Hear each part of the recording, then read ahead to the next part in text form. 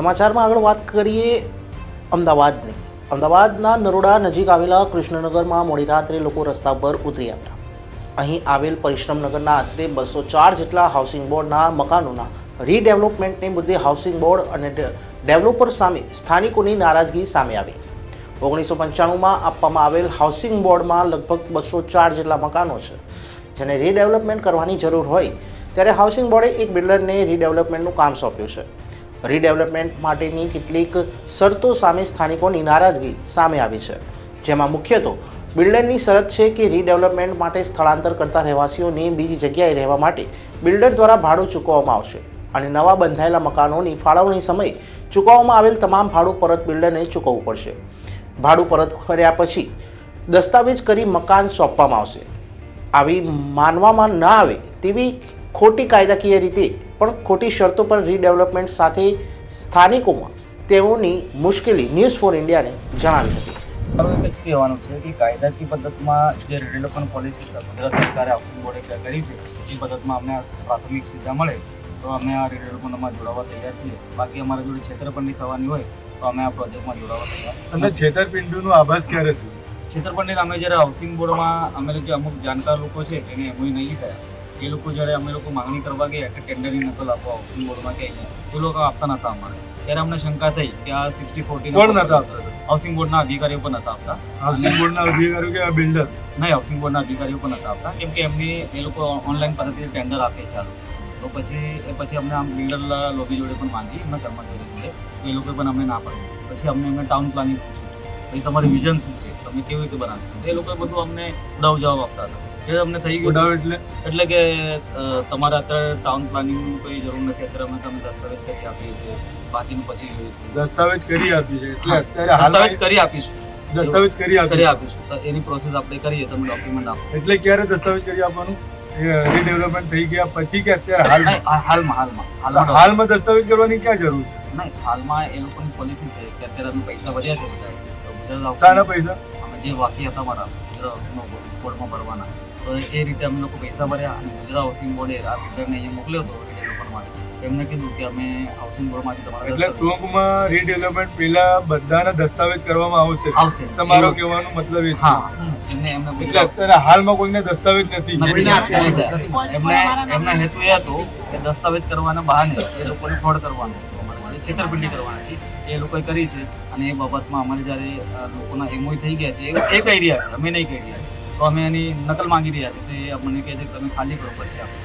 અત્યારે હાલમાં અત્યારે અમે જ્યારે અહીંયા આવ્યા હતા અમને એવું જાણવા મળ્યું છે કે વધારે પડતા લોકોએ પૈસા ભરી દીધા છે દસ્તાવેજ માટે. એની શું સચ્ચાઈ છે?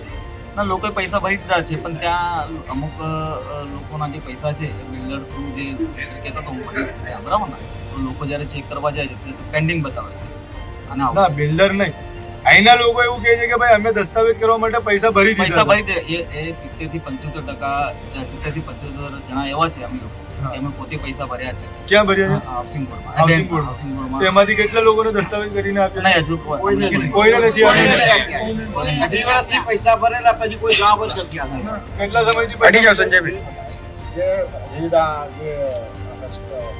હાઉસિંગ બોર્ડની જે અમૃત યોજના હતી ને એમાં અહીંયા હાઉસિંગ બોર્ડના માણસો આવ્યા હતા સભ્યો. એમણે કીધું કેટલા સમય પહેલા? 2.5 વર્ષ પહેલા આવ્યા હતા. 2.5 વર્ષ પહેલા પહેલી જ મીટિંગ અહીંયા એ લોકોએ કરી ત્યારે મને કે તમે પૈસા ભરી દો તો તમને અમે દસ્તાવેજ કરી તમને મકાનના માલિક પૈસા ભરી દીધા? મેં ભરી દીધા છે. કેટલા સમય પહેલા? 2.5 વર્ષ થઈ ગયા ને હું કમસે કમ 100 વખત ધક્કા ખાધા. ઉપરથી નીચે જાવ, નીચેથી ઉપર જાવ, એક જ સવાલ કરે છે તમને દસ્તાવેજ આપતા નથી. મેં કોઈ દસ્તાવેજ આલો બિલ્ડરને ત્યાં તમને જ નથી આપ્યા કે કોઈને નથી આપતા. બિલ્ડરનો માણસ એમ જ કહે છે કે તમારામાં તાકાત હોય તો દસ્તાવેજ કરાવી લો, તમે મારા રીડેવલપમેન્ટમાં જોડાશો તો તમારો દસ્તાવેજ થશે, નહીં તો નહીં જ થાય. દસ્તાવેજ માટે પૈસા, દસ્તાવેજ માટે પૈસાની કેટલી રકમની એ લોકો ડિમાન્ડ કરી છે? એમને 25,000 ની અંદર કીધું. 25,000 ની અંદર અમે એ ભરવા તૈયાર છે તોય નથી આપતા દસ્તાવેજ. એટલે કોઈ સંખ્યા છે કે કેટલા લોકો અહીંયા 204 ની અંદરથી કેટલા લોકોએ પૈસા ભરી દીધી એવી કોઈ સંખ્યા કરી? 150 થી વધારે થઈ ગયા છતાં કોઈને દસ્તાવેજ આપવાની ના જ પાડે. પહોંચે જ અમારા નામની અમારા પૈસા ભર્યા હાઉસિંગ બોર્ડે ચાવી આપો, પૈસા ભરાય કે એમણે અમને બેંકની સ્લીપ આપી દીધી કે આ સ્લીપ ભરી તમે મારા ખાતામાં પૈસા ભરી દો, બરાબર છે. ચેક છે કે કેશ છે, બરાબર. હાઉસિંગ બોર્ડે કોઈને કોઈ રિસિપ્ટ આજ સુધીમાં આપી નથી એટલે કોઈ આપવા માંગતા જ નથી. તમે પૈસા ભર કરો, અમે જે કહીએ તમે પૈસા ભરો. પણ સહજ કરાય સહજ કરાવો. કોઈને પૈસા જે પૈસા ભર્યા છે સમજો કે અસલ પાર્ટીના નામે જે લાભાર્થી હતો એના નામથી મેં પૈસા મારા ચેકથી ભરેલા છે, બરાબર છે. પણ જે પૈસા સ્વીકારી ગયા પછી ત્યારે મને રિસિપ્ટ આપવી પડે ને. હાઉસિંગ બોર્ડ કોઈને કોઈ એક રિસિપ્ટ આપતી નથી કે બિલ્ડર જે બી અમારી જો સહીઓ લીધી છે એમાં અમને કોઈની જે ડુપ્લિકેટ અમે માંગીએ ને કે અમને રિસીવ અમે જે કઈ અરજી આપી તો રિસિપ્ટમાં એ લોકો સહી બી કરતા નહીં. અમને કે અમારી જો બિલ્ડરના સિક્કા નહીં તો તમે ઓફિસ ખોલીને બેઠા છો શું લેવા? વિવાદને તો થોડું ઝંઝેડી દીધું છે, પણ છતાં જો કદાચ આવનારા ભવિષ્યની અંદર 2-4 મહિનાની અંદર જો રીડેવલપમેન્ટ માટે જો પ્રેશર કરવામાં આવે તો એના માટે તમારા લોકોની શરતો શું છે? પહેલી શરત એક જ છે કે અમને દસ્તાવેજ કરીને મકાનના માલિક બનાવે. બીજી અમારી શરત એ છે કે અમારી માગણીઓ જે છે એ અમને સંતોષવામાં આવશે. તમારી માંગણીઓ શું છે? માગણીઓમાં જે અમારી જગ્યા ઉપર અમને મકાન બનાવી આવે અને ઉપરના 4 માળ છે એ પબ્લિક માટે જે બિલ્ડરને નફા માટે જે વેચવા માટે રાખો એ રાખે. બાકી અમારી જગ્યા છોડીને અમે બીજે ક્યાંય જવું નથી. જેને પહેલે માળ છે પહેલે માળ, બીજા માળ બીજે માળ, ત્રીજે માળ ત્રીજે માળ. અને બીજી જે પ્રાથમિક જે સુવિધાઓ જે બધી સોસાયટીમાં રીડેવલપમેન્ટમાં આપી છે એ પ્રમાણે અમને આપે. એટલે કેવા પ્રકારની કોમન પ્લોટ છે, આજે સિનિયર સિટીઝન પાર્ક છે કે ક્લબ હાઉસ છે, સોસાયટીનું કોમ્યુનિટી હોલ છે, એ વસ્તુ જે જેટલી સગવડતા હોય એ પ્રમાણે એમની અનુકૂળતા હોય એ પ્રમાણે આપે. અંડરગ્રાઉન્ડ પાર્કિંગ, મેઇન તો મુદ્દો અંડરગ્રાઉન્ડ પાર્કિંગ અને પહેલો માળનું પાર્કિંગ જે ગ્રાઉન્ડ ફ્લોરનું આવે એ બે આપે તો જ અમારે જોડાવું છે. નરોડા નજીકના કૃષ્ણનગર પાસે હાઉસિંગની મુકાયેલી સ્કીમમાં કેટલીક વિસંગતતા જોવા મળી છે.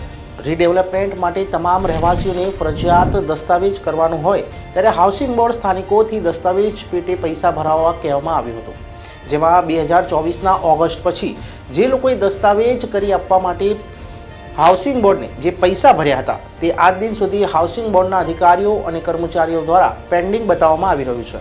સામે સ્થાનિકોએ આક્ષેપ કરી રહ્યા છે કે ભરેલ પૈસા બેંકથી તરત જ કપાઈ ગયા હતા. તે સમગ્ર બાબતને આજે આશરે 3 થી 4 મહિના વીતી ગયા છે, જેથી રહીશો મૂંઝવણમાં મુકાયા છે. બીજી તરફ રીડેવલપમેન્ટ માટેની કોઈ પણ શરત રહીશોની મંજૂર નથી, છતાંય બિલ્ડર દ્વારા તેમણે મિટિંગ કરવા બોલાવી રહીશોને અંધારામાં રાખી સહીઓ કરાવી લીધાનો પણ આક્ષેપ કરવામાં આવી રહ્યો છે. સૌથી પહેલા જગ્યા કઈ છે, જગ્યા વિશે જણાવશો? આ જે સોસાયટી કેટલા દિવસ એટલે કેટલા સમયથી અસ્તિત્વમાં છે? 30 વર્ષ. અને હાલમાં જે વિવાદ ઉભો છે તે વિવાદ શાનું લઈને છે? રીડેવલપમેન્ટ. એટલે કયા મુદ્દા ઉપર આ વિવાદ આખો ઉભો થયો? વિવાદ એવો છે કે અહીંયા જે રીડેવલપમેન્ટ વાળા વ્યક્તિ છે એમને અમારી સામે ફ્રોડ એવી રીતે કર્યો છે કે દસ્તાવેજની સાઇન હતી એની અંદર એમઓના જૂઠા સાઇન કાગળ લખીને અમારી સાઇન કરાવડાવી. એટલે ખોટી રીતે તમારે બધા લોકોથી જેની અમને કોઈ જાણ જ નથી. એટલે અહીંયા ટોંગમાં કેટલા મકાનો છે? 204 મકાનો હશે.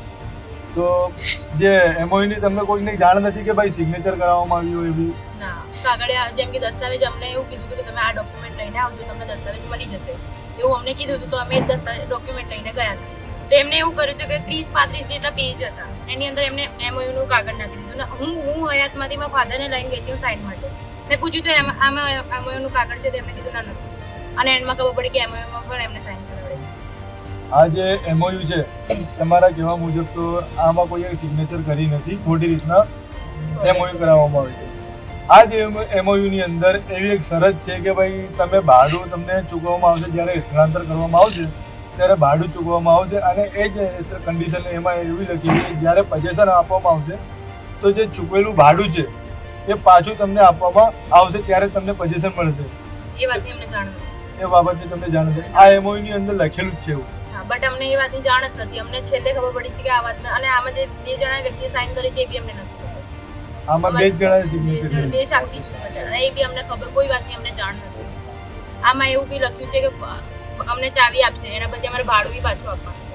એટલે માની લો કે વર્ષમાં ડેવલપમેન્ટ થઈ ગઈ કે 2 વર્ષમાં થઈ ગઈ, 2 વર્ષ સુધી ભાડું તમને ચૂકવશે અને જ્યારે પોઝેશન આપવામાં આવશે તમને તો જે ભાડું ચૂકવેલું ભાડું છે એને બિલ્ડરને પાછું આપવાનું તમારે. હા પાછું આપણને અને એ વાતની અમને જાણ બી નથી. એ બાબતની જાણ નથી અને ભાડું નહીં આપે તો અમને ચાવી નહીં મળે. ના કાગળ આ કાગળમાં એવું બી લખેલું છે કે તમે જેમ કે અહીંયા મકાન રેડી થઈ ગયા પછી તમે ચાવી લેવા આવો અને કામ જેમ કે સ્ટાર્ટ થઈ ગયું ને અંદર વચ્ચે કામ અટકી ગયું તો અમે કહીશું ને તો પછી અમારે કોર્ટ કાર્યવાહી કરશું તો એ બી નહીં થાય. અત્યારે હાલમાં જે 204 મકાનો છે એમાં કેટલા લોકો આ રીડેવલપમેન્ટ માટે તૈયાર છે? 40 થી 45 જેટલા છે પણ એ બી પ્રોપર લિસ્ટ નથી. અમુક લોકોએ ઘર ખાલી કરી નાખ્યા છે ચાવી એટલે આપી બધા અંધારામાં જ છે જે લોકો તૈયાર છે અંધારામાં જ છે. અંધારામાં છે. એટલે વધારે પડતા લોકો તો વિરોધમાં જ છે. વિરોધમાં જ છે. મોસ્ટલી પબ્લિક વિરોધમાં જ છે. એ તમારા લોકોને જે આક્ષેપ છે કે ભાઈ બિલ્ડર અમારી ખોટી રીતના એમઓયુ કરાવી લીધું છે અને શરત પ્રમાણે કામ નથી કર્યું. બેન આપણે જે તમે કહી રહ્યા છો કે ભાઈ અમે દસ્તાવેજ કરાવવા માટે પૈસા ચૂકવી દીધા છે અને બેંકમાંથી કપાઈ પણ ગયા છે તો એ બાબતે હાઉસિંગ બોર્ડના જે અધિકારીઓ છે કર્મચારીઓ છે શું તમને જવાબ આપે? એવી અમારા પૈસા પેન્ડિંગમાં બતાવે છે. કેટલા સમય પહેલા તમે પૈસા ચૂકવ્યા હતા? 3 મહિના જેવું થઈ ગયું. 3 મહિનાથી એટલે અત્યાર સુધી પેન્ડિંગ જ બતાવે છે? હા હજી પણ પેન્ડિંગ બતાવે. આ તમારી સાથે જ આવું છે કે બીજા કોઈ જોડે છે? ખાસા બધા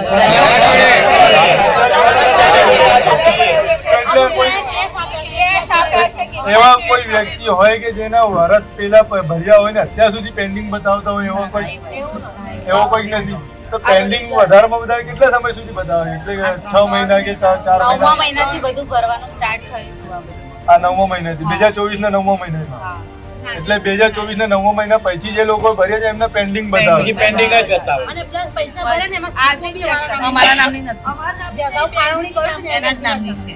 એટલે અમે જે પૈસા ભર્યા ને એ અસલ માલિકના નામે જ અમારા પાસે ભર્યા છે. પૈસા અમે ભર્યા છે અને અસલ માલિકના નામે જમા થયા છે. આજે અમારો કોઈ આધાર જ નથી. અમે ખાલી ભાડવા તો અમે ભાડા તરીકે જ ગણીએ. જો હાઉસિંગ બોર્ડ ખરેખર અમને દસ્તાવેજ કરવા પૈસા લીધા છે, પૈસા ભરાઈ દીધા, તો તમે લોકો અહીંયા રહો છો, તમે કબજેદાર છો, અહીંયા રહો છો, તે એના તમારી પાસે કયા આધાર પુરાવા છે? આધારમાં અમે જે અસલ જ્યારે હાઉસિંગ બોર્ડે જે કન્વેન્સ જે આવ્યું પાવર ઓફ એટર્ની છે અમારી. પાવર ઓફ એટર્ની સિવાય કોઈ નથી હાઉસિંગ બોર્ડમાં. કોઈ દસ્તાવેજ આલ્યા જ નથી, કોઈ નથી આલ્યા. પૈસા ભર્યા છતાં બી નથી આલ્યા. ચાર ખાલી આયા છે પણ અડધામાં જતા રહ્યા. અત્યારે અમે જ્યારે આયા એવું જાણવા મળ્યું છે કે ભાઈ 1-2 દિવસ પહેલા અહીંયા કોઈ વ્યક્તિ બિલ્ડર મારફતે કે કોઈ મારફતે અહીંયા આવીને ધમકી આપી છે. ગઈકાલે જ વાત છે, ગઈકાલે જ થયું છે. રાત્રે 2 થી 3 વાગ્યાની વચ્ચે અમારે દોડાદોડ થઈ હતી અને રાત્રે 2 થી 3 વાગે અહીંયા ગાળા બોલીને ગયા છે. આ વસ્તુ ખોટી કહેવાય. કોણ હતો એ વ્યક્તિ? બસ હશે બિલ્ડર માણસ હોય, બીજું કોણ હોય? એ તો તમે આક્ષેપ કરી રહ્યા છો કે બિલ્ડર નો વ્યક્તિ સાહેબ, પણ તમે ઓળખો છો ખરા એમને? ઓળખી એટલે અમારી જોડે વિડીયો પ્રૂફ છે. બિલ્ડર સિવાય બીજું કોણ આવી શકે? બીજું બોલો. મારે કોઈ જાતિ દુશ્મની તો છે નહીં. મહિલાઓ હોય, લેડીઝ હોય, બધી લેડીઝ ઉપર ગાળો બોલે, આક્ષેપો નાખે. કોઈને શોખ ઓછા થાય ઉચ્ચારણો કરી આવો ખોટા ખોટા ગંદી ગાળો બોલે. અને શા માટે ગાળો કીધો? કોઈ ખાલી કરો બધાનું આઈ બનશે. એટલે ખાલી કરો મકાનો ખાલી ખાલી કરો બધાનું આઈ બનશે. આવી ખુલ્લી અને લુખ્ખી દાદાગીરી કરે. અને અમે લોકો બપોરના ટાઈમે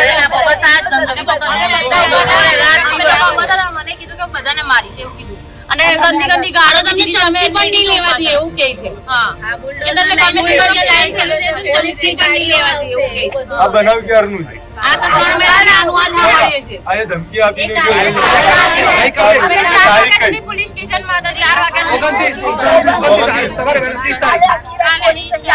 સુધી પોલીસ સ્ટેશનમાં હતા. સમગ્ર બાબતે આપણે પોલીસ સ્ટેશન પોલીસ ચોકીમાં જાણ ખરી આખી રાત બી અમે ત્યાં જતા હતા. અમારે જોડાવું જ નથી.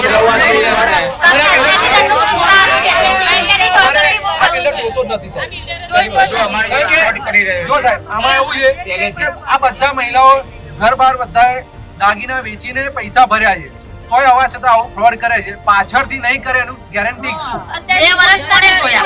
અમારે બધી ફોટો લેતા થઈ ગયા છે બૈરા.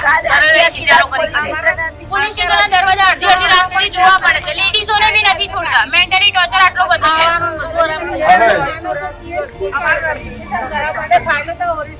અગાડે વજવાળું આવે બરાબર છે.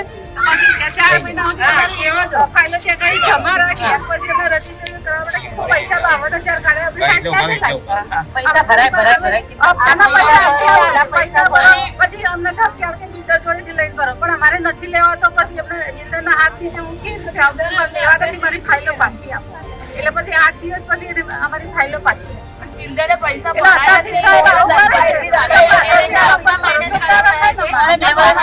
ભરોસો નથી એટલે અમારા કામ આની જોડે કરાવવું જોડાવું જ નથી. અમારે જોડાવું નથી. પછી કોના- સાહેબ